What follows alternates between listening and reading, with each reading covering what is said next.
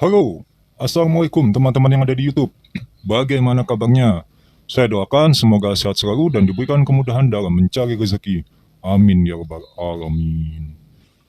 Teman-teman, berjumpa lagi dengan saya di channel saya ini, channel yang berusaha memberikan edukasi dan pemahaman sesuai dengan kapasitas saya, tidak ingin menggurui apalagi merasa yang paling benar.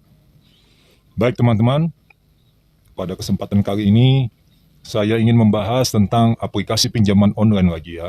Jika di konten saya sebelumnya saya membahas tentang salah satu aplikasi pinjaman online yang terkenal di Indonesia yaitu Kredit Pintar, kali ini saya akan membahas tentang bisa dikatakan ya masih pesaingnya atau juga koleganya ya, yaitu Juro, aplikasi Juro. Ya, ini kebetulan yang ingin saya bagikan di dalam video ini adalah juga kejadian nyata teman-teman ya, yang dialami oleh salah satu teman saya yang mencoba melakukan pengajuan di aplikasi Juro tersebut beberapa waktu yang lalu, tepatnya masih di bulan Desember ini ya teman-teman ya. Cerita bermula ketika teman saya, sebut saja Joni ya, lebih mudah sebut saja Joni, melakukan pinjaman di aplikasi Juro. Karena memang ya ingin mencoba juga dan kebutuhan sedang ada saat itu ya. Kalau gaji sudah bisa dikatakan mau habis teman-teman ya. Cuma numpang mampir aja gaji itu tiap bulan bagi sebagian orang termasuk teman-teman saya. Bagi saya juga terkadang sih teman-teman ya. Ketika teman saya Joni mengajukan pinjaman di aplikasi Juro tersebut ya, setelah baru mengisi ya tentang data diri, terus nomor kontak darurat dan juga verifikasi wajah yang harus melihat ke atas, ke bawah, tarik ke kiri, ke kanan dan nganga serta mata berkedip seperti itu teman-teman ya. Tiba-tiba tidak sampai 1 menit. Nah ini ya, tiba-tiba tidak sampai 1 menit ada keterangan di aplikasi Juro itu teman-teman, yaitu form pengajuan Anda, kurang lebih begitu ya, ya seperti ini tampilannya. Form pengajuan Anda telah kadaluarsa. Apa? Kadaluarsa? Kok bisa? Nah, kan tentu heran teman-teman ya. Kok bisa kadaluarsa teman-teman? Padahal belum sampai 1 jam. Karena ketika membuka aplikasi, itu langsung dikirim teman-teman ya. Diikuti semua langkah-langkahnya mulai dari data pribadi, ya kan, informasi pekerjaan, kontak darurat, dan terakhir rekening pribadi teman-teman sudah diisi. Nah ini kan menjadi suatu keanehan teman-teman ya. Ada apa dengan Juro? Ya, ada apa dengan Juro? Kenapa formnya kok kadaluarsa? Iya teman-teman, asik. Kemudian teman saya si Joni tadi tidak menyerah teman-teman. Dicoba lagi lah 5 menit kemudian. Dicoba kembali, diisi langkah-langkahnya itu seperti biasa mengisi langkah-langkah pengajuan ya di aplikasi pinjaman online pada umumnya. Tetapi lagi-lagi tidak sampai 2 menit keluar teman-teman pemberitahuan di aplikasinya itu bahwa form pengajuan Anda telah kadaluarsa. Nah, ada apa sebetulnya dengan Juro? Karena kalau Juro ini kita lihat ya di beberapa iklan YouTube itu juga terkadang muncul teman-teman. Semisal saya membuka tentang apa ya, konten musik, konten review film, konten tentang apa, entertainment, hiburan dan lain-lain ya. Itu bukan tentang konten pinjaman online teman-teman yang saya buka, kadang iklannya muncul teman-teman. Tanggal tua, tidak ada dana, kurang lebih seperti itu ya kalimat di iklannya. Tenang saja, ada Juro. Nah, sekarang Juronya kemana? Juronya ada di Play Store masih tetap ada di Play Store, bertengger di sana teman-teman ya. Tetapi kenapa ketika melakukan pengajuan kok form pengajuan Anda telah kadaluarsa?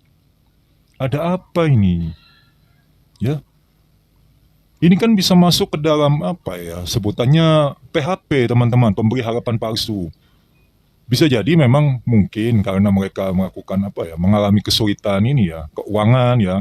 Banyak nasabah-nasabah mereka di luar sana yang masih galbay, yang masih belum bisa membayar sehingga akhirnya mereka tidak bisa melakukan perputaran dana untuk dipinjamkan kepada peminjam yang baru. Nah inilah teman-teman ya, akibat dari ketika misalnya kita sebagai peminjam, kita tidak sanggup membayar, ketika ada orang lain yang juga butuh, ya, ketika butuh tidak bisa mendapatkan dana dari aplikasi tersebut. Ya, tetapi ini saya tidak menyalahkan teman-teman yang belum bisa bayar ya di aplikasi Juro. Barangkali teman-teman yang menonton video ini memang masih ada sangkutan di aplikasi Juro yang belum bisa lunas ya. Saya tidak menyalahkan ya, karena keadaan setiap orang berbeda.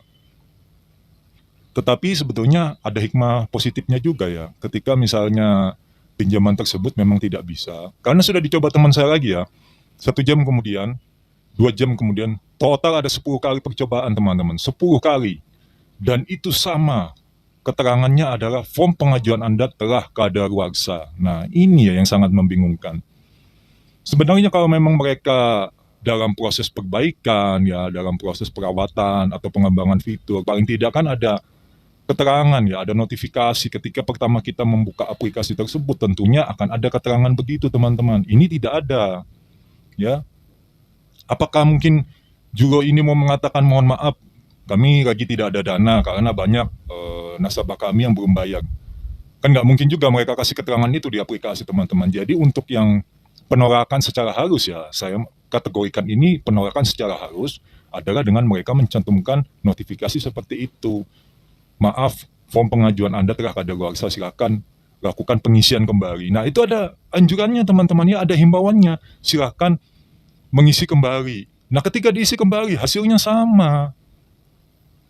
Wahai Juro, ada apa denganmu Juro? Ada apa dengan Juro ini ya teman-teman ya? Inilah ya, sungguh kalau memang tidak bisa beroperasi sementara, berilah notifikasi sedang dalam perbaikan atau apa ya. Kalau kita berkaca dari beberapa waktu yang lalu, seperti OVO ya, yang begitu terkenal dengan OVO Pay Letter-nya, tiba-tiba juga OVO itu pada suatu hari, Pay Letter-nya tidak bisa diakses teman-teman. Kenapa saya tahu OVO Pay Letter itu ada, walaupun saya dulu tidak pernah pakai OVO ya. Karena kalau saya transaksi di aplikasi Tokopedia, marketplace Tokopedia, itu ada keterangannya yang kalau pilihan Pay Letter itu ada. Nah, OVO itu termasuk salah satunya teman-teman. Tetapi setelah sekian lama, saya tidak pernah mencoba juga, setelah sekian lama itu tidak ada. Diganti dengan aplikasi pay letter lainnya ya selain OVO. Nah, tetapi OVO pada saat itu memberikan keterangan kalau mereka masih dalam tahap perbaikan dan dalam waktu yang tidak bisa ditentukan kapan kembalinya fitur pay letter tersebut. Nah, di sini bisa kita simpulkan saat itu juga yang saya baca beritanya di online, OVO memang juga masih terkendala masalah izin saat itu. Izin pay letternya ya, bukan izin aplikasi OVO-nya untuk pembayaran, bukan teman-teman ya. Dan juga mungkin bisa dianalisa bahwa kebanyakan orang yang menggunakan OVO Pay Letter juga banyak yang tidak bayar atau belum bisa bayar atau bayarnya nggak penuh. Misalnya pemakainya 1 juta, bayarnya cuma 200, 500, misal seperti itu teman-teman ya. Akhirnya mungkin pihak OVO pun meradang, dana tidak kunjung balik, ya udah kita stop aja dulu fitur Pay Letter ini. Nah, apakah Juro juga demikian? Tetapi bedanya Juro bukan Pay Letter ya, dia memang basisnya adalah fintech, aplikasi pinjaman online teman-teman ya.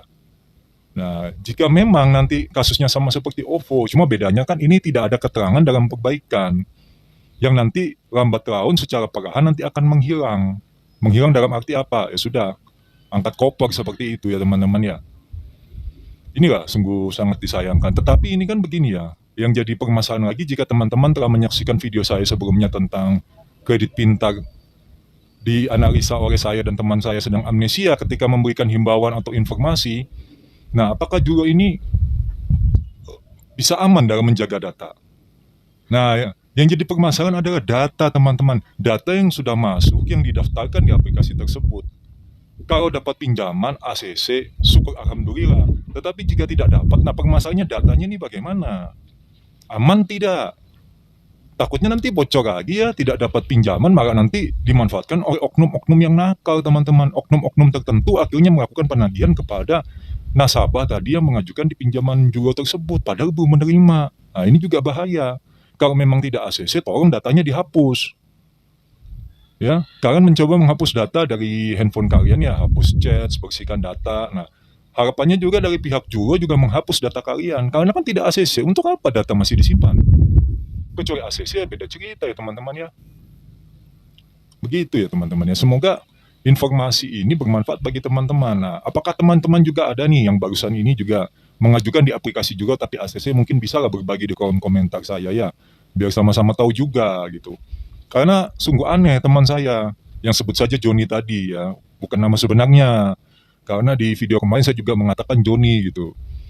Nah, itu dicek di Sirik OJK ya atau BI Checking. Dia memang riwayatnya saya cek tidak ada pengajuan pinjaman, tidak ada tanggungan di aplikasi manapun maupun hutang di pihak leasing, tidak ada. Bersih namanya. Tetapi kenapa melakukan pinjaman di Juro? Kok seperti itu keterangannya? Ini kan aneh ya, kecuali kalau teman saya memang pernah melakukan pinjaman, baik itu sudah lunas maupun belum lunas, setidaknya ada riwayat ya, riwayat peminjaman gitu ya. Nah, itu mungkin ada apa ya, ada keputusan tersendiri dari Juro untuk tidak meminjamkan misalnya, oh dulu waktu pinjam ada telat, oh dulu waktu itu pinjam di sini bagus misalnya.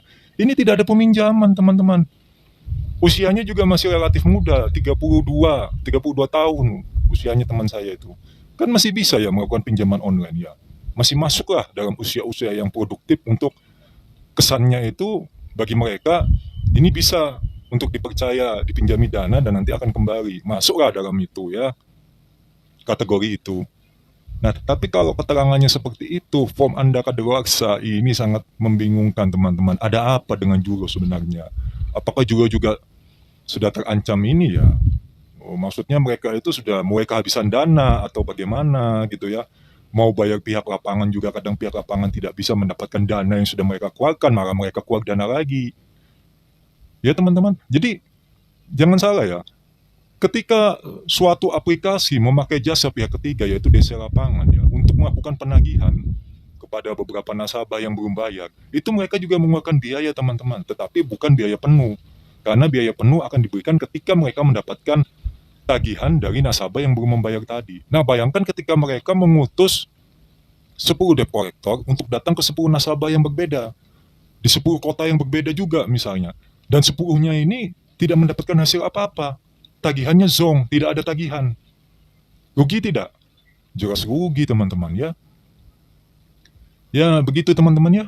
Semoga saja informasi yang baru saya berikan ini berdasarkan kejadian nyata yang dialami oleh salah satu teman saya ini juga bisa menjadi patokan untuk teman-teman ya. Ya alhamdulillahnya tidak ACC karena kan saya juga khawatir nanti teman saya kalau ACC pas nggak bisa bayar kan juga repot. Nanti mentalnya down lagi kalau misalnya dia apa ya memendam sendiri gitu ya karena belum bisa bayar di aplikasi ini akhirnya memutuskan untuk melakukan hal yang tidak diinginkan teman-teman. Ada hikmah positif yang saya katakan kepada dia. Berarti kamu tidak diizinkan untuk ACC karena khawatir nanti di bulan depan kamu belum bisa bayar misalnya. Akhirnya kan jadi masalah. Seperti itu teman-teman ya. Baik teman-teman, saya ucapkan terima kasih kepada teman-teman yang telah menyaksikan video saya ini dari awal hingga akhir. Semoga kuota yang kalian gunakan, kuota di warung kopi, kuota yang ada di kafe, tempat kalian nongkrong, dan juga kuota pribadi milik kalian, membawa manfaat untuk saya dan juga untuk teman-teman. Maka dari itu saya pamit undur diri dulu. Assalamualaikum warahmatullahi wabarakatuh.